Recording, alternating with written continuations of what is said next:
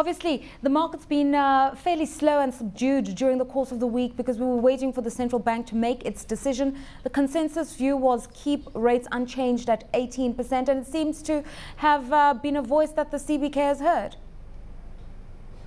Whether they really heard the voice is another question, or whether they just read from a different economic script.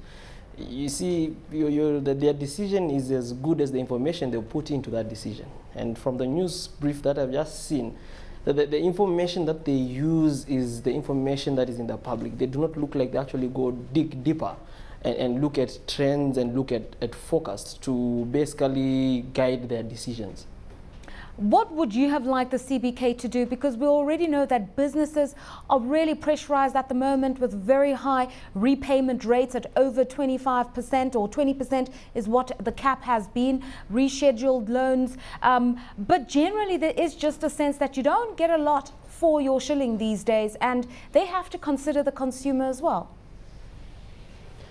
Yes, in the process of trying to consider the consumer, if you look at the economic data or the state of the economy, so to speak, the data they used, okay, they looked at inflation. Inflation came down slightly. The oil prices, they claim, are coming down, and the shilling has strengthened in courts. But if you look at those factors that they've used to make their decision, if you look at inflation, yes, it has come down slightly, not so much to warrant non-action on their part. Because we know, yes, the short trends came, there is a time lag between food prices actually stabilizing and coming down. Oil prices have come down internationally, but again, we are seeing, like what you've just shown on your show right now, disruption in Nigeria that might disrupt supply, Iran also having its own problems. So those supply disruptions that might come in place will overshadow the European problems and the US inventory problems. So oil prices will start going back up again. Again, they will be caught up in a place where they are trying to react to indicators which have already changed and are not about to change. Instead of them reacting to indicators that might change, rather than waiting for them to actually change and say, okay, this is impacting this way, so we need to do this. Okay, Reginald, let's talk about a forecast that's reasonable, because government believes that by June, inflation would have come down to around 9%. Some are saying that's too much of an optimistic viewpoint, but that's what they're expecting, is that food prices are going to ease, energy costs are going to ease, utility costs will decline, and the situation is going to look a lot better by June of this year.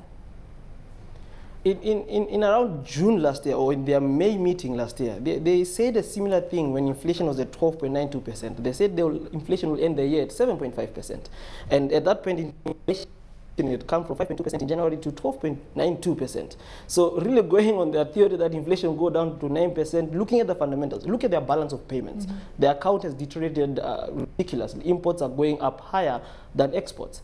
And as much as the shilling is strengthening, it's already lost close to 4% in the first 1.5 weeks of the year.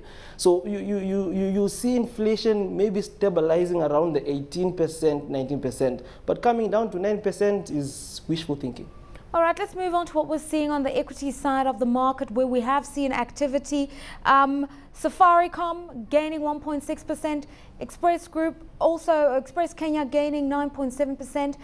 Some people have said we shouldn't read too much into these figures because volumes are still relatively thin.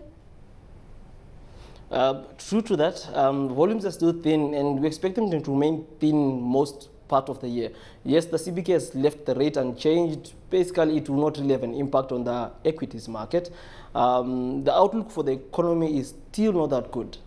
So definitely it will weigh on investors' prospects on results on the counters and their performance. Profit warnings have already started coming in from investment firms, and we all know banking sector may not perform that well this year.